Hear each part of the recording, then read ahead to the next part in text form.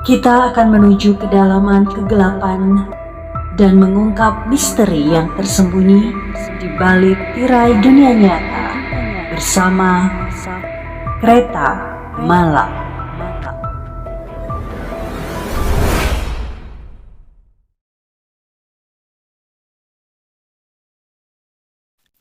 Kali ini saya akan mengajak Anda untuk menuju kisah mudik horor.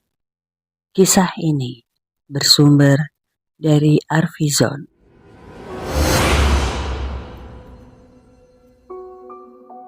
Lebaran lalu adalah kali pertama saya sekeluarga mudik lewat jalan darat menggunakan mobil pribadi. Kami sekeluarga merasa antusias, meskipun perjalanan Bogor Padang yang akan kami tempuh nantinya sangat jauh, lebih dari 1.500 km. Demi lancarnya perjalanan, beberapa hari sebelum bulan Ramadan, mobil kami sudah saya persiapkan, servis lengkap, pasang aki baru, dan ganti sekaligus 4 ban. Tak lupa, saya dan istri membekali diri dengan membaca-baca review tentang pengalaman perjalanan lintas Sumatera yang banyak ditulis netizen di internet. Kami juga mendownload berbagai peta rute perjalanan.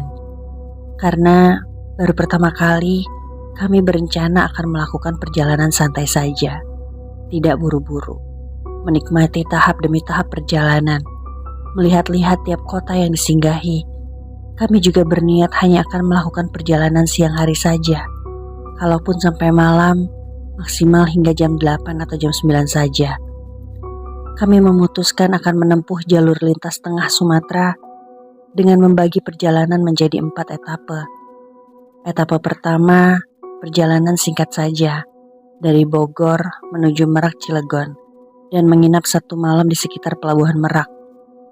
Etape kedua, mulai dari penyeberangan Merak Bakahuni sampai kota Batu Raja di Provinsi Sumatera Selatan, kemudian menginap 1 malam di sana. Etape ketiga, Batu Raja sampai kota Muaro Bungo di Provinsi Jambi, dan kembali menginap 1 malam. Etape terakhir, dari Muaro Bungo menuju Padang. Diperkirakan kami akan tiba di rumah orang tua saya menjelang tengah hari.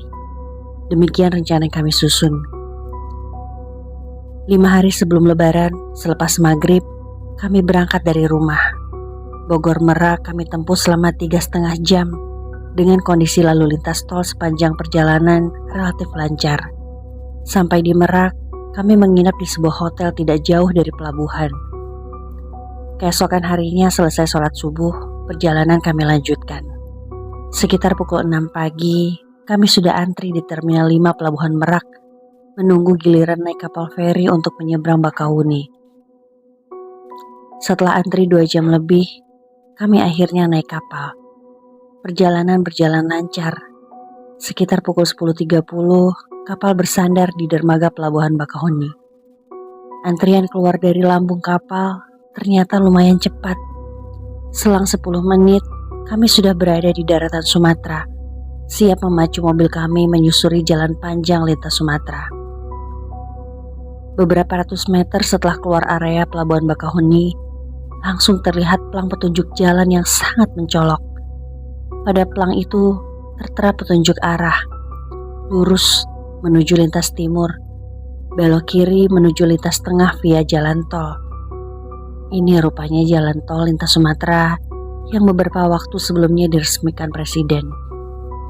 Sesuai rencana semula, kami segera berbelok kiri dan masuk jalan tol. Tol sepanjang 140 km, tanpa ada satupun belokan maupun tanjakan itu, kami lalui dengan lancar. Mobil kami bahkan sempat saya geber sampai 140 km per jam. Tol berakhir di Terbanggi Besar. Perjalanan selanjutnya melalui jalan negara dengan tingkat kesulitan yang bervariasi. Tidak saja karena kondisi fisik jalan, tapi juga karena padatnya lalu lintas oleh berbagai jenis kendaraan dengan segala macam karakter berkendara pengemudinya. Dan yang paling menyulitkan adalah ketika bertemu dengan konvoi truk yang berjalan pelan karena syarat muatan. Kadang 4-6 truk jalan beriringan pelan dengan jarak yang rapat. sulit untuk disalip. Butuh kesabaran maksimal untuk bisa melewati iring-iringan seperti itu. Wilayah-wilayah di Provinsi Lampung satu persatu kami lewati. Sejak keluar tol, kemudian melewati kota Bumi, dan kota-kota selanjutnya, sampai ke Kabupaten Waikanan di Lampung, bagian utara yang berbatasan dengan Provinsi Sumatera Selatan. Perjalanan relatif lancar, tanpa ada kendala apapun, selain masalah iring-iringan truk tadi. Mobil kami pun sejauh ini terasa prima dikendarai. Menjelang maghrib, kami sudah dekat dengan Batu Raja, kota tujuan akhir etapa kedua kami. Karena masih sore dan saya merasa masih cukup fit untuk lanjut menyetir, saya berpikir untuk lanjut saja, setidaknya sampai kota terdekat berikutnya. Bun, coba lihat peta. Setelah Batu Raja ini, kota berikutnya apa? Berapa kilo jaraknya dari sini? Tanya saya pada istri yang selama perjalanan memang menjadi navigator. Meskipun tiap persimpangan selalu ada petunjuk arah, istri juga selalu mengaktifkan aplikasi Google Map di handphonenya. Beberapa kali kami mengikuti saran petunjuk jalan dari Google Map, dan memang akurat. Aplikasi itu selalu menunjukkan jalan yang relatif lebih dekat dan tidak macet. Kota berikutnya Muara Enim ya. Jaraknya lebih kurang 128 kilo. Ini masih sore. Ayah juga masih cukup fit. Gimana kalau kita lanjut saja sampai Muara Enim? Kita nginep di sana aja. Kira-kira jam 9, jam 10 nanti kita sampai. Istri saya setuju. Sebelum lanjut, kami mampir dulu isi bensin, sholat, dan makan malam. Belum genap pukul 7, perjalanan kami lanjutkan. Tak berapa lama setelah kami jalan, hujan turun. Saya mengemudi dengan kecepatan sedang, rata-rata 60-70 km per jam. Sementara istri saya memesan kamar hotel di Muara Enim lewat aplikasi perjalanan di handphonenya. Sedangkan anak-anak kami terlelap. Kira-kira 15 menit berjalan, kami sampai di sebuah perempatan yang cukup ramai. Dari kejauhan, sebelum sampai di perempatan itu, saya sudah melihat pelang penunjuk jalan bahwa menuju Muara Enim lurus, sedangkan ke kanan arah Prabu Mulih. Saya sudah akan menuju arah lurus ketika tiba-tiba suara perempuan pembaca narasi Google Map terdengar jelas berkata, 200 meter lagi belok kanan. Gimana nih Bun? Kok Google Map nyuruh belok kanan? Padahal pelang petunjuk jalan jelas ke Muara Enim itu lurus. Saya jadi ragu dan menepikan mobil. Kita ikut Google Map aja ya. Dari tadi kan petunjuknya selalu akurat. Mungkin nanti akan ada jalan alternatif yang lebih dekat menuju Muara Enim. Istri saya berpendapat. Baiklah, jawab saya bimbang. Tidak seperti petunjuk-petunjuk Google Map sebelumnya yang saya ikuti dengan yakin. Kali ini serasa ada yang mengganjal di hati saya. Entah kenapa. Saya belokkan mobil ke kanan. Kami telusuri terus jalan sesuai petunjuk Google Map itu. Awalnya jalanan ramai, tapi makin lama makin sepi. Makin jarang berpapasan dengan kendaraan lain, bahkan dengan sepeda motor sekalipun. Selang 20 menit sejak kami belok kanan tadi, kembali terdengar suara perempuan narator Google Map berkata, 200 meter lagi belok kiri.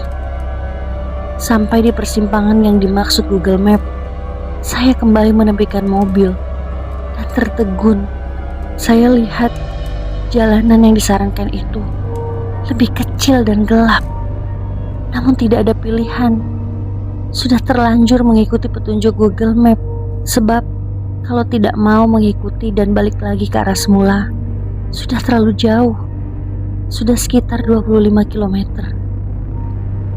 Dengan hati yang semakin bimbang, saya belok kiri dan terus mengemudi dalam kecepatan sedang. Saya melihat ke kiri, istri saya rupanya sudah tertidur dengan HP masih tergeletak di pangkuannya. Saya lihat ke belakang, anak-anak juga masih tertidur semua. Di luar, gerimis masih terus turun. Wiper saya hidupkan dengan setelan jeda. Saya coba mempelajari suasana kiri kanan jalan. Tidak terlalu jelas terlihat, tapi sepertinya hutan karet. Semakin jauh berjalan, suasana semakin mencekam saya rasakan. Sudah tidak ada satupun saya lihat rumah-rumah penduduk. Dan saya baru tersadar bahwa sejak belok kiri tadi, belum sekalipun kami berpapasan dengan kendaraan lain. Berulang-ulang saya intip ke spion cabin.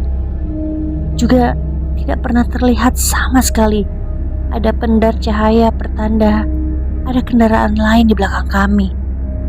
Artinya, dari tadi memang hanya kami sendiri yang melewati jalan ini. Saya mulai bergidik. Sudah 30 menit sejak belok kiri tadi, kondisi masih sama. Semua gelap gulita, kecuali jalanan yang tersorot cahaya lampu mobil kami. Jalanan mulai menanjak dan menurun. Kiri kanan yang tadinya kebun, sekarang sebelah kiri perbukitan. Sedangkan sebelah kanan sepertinya jurang. Masih belum satupun ada kendaraan yang berpapasan dengan kami. Di belakang juga sama.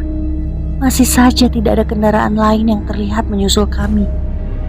Saya lirik jam di speedometer. Pukul 8.45 malam. Dalam kesendirian, karena istri dan anak-anak tertidur, saya mencoba untuk tetap tenang. Saya turunkan sedikit kaca jendela. Kesiur angin dingin langsung terasa menelusup ke kabin mobil. Saya kembali merinding dan cepat-cepat menutup rapat jendela. Setelah melewati sebuah tikungan yang agak tajam, samar-samar saya melihat 2 titik cahaya redup di kejauhan. Nah, itu ada mobil di depan. Gumam saya sedikit lega. Segera saja gas saya injak lebih dalam. Saya bermaksud mengejar mobil itu. Jika sudah berdekatan, saya akan ikuti saja mobil itu dari belakang, biar menjadi teman seperjalanan. Ngeri rasanya jalan di tempat sepi, malam-malam tanpa pernah melihat rumah penduduk dan tidak berpapasan dengan kendaraan lain sama sekali. Tiba-tiba saya sangat menyesal. Kenapa tidak langsung menginap saja di Batu Raja sesuai rencana semula? Nantikan kelanjutan kisah ini pada episode berikutnya.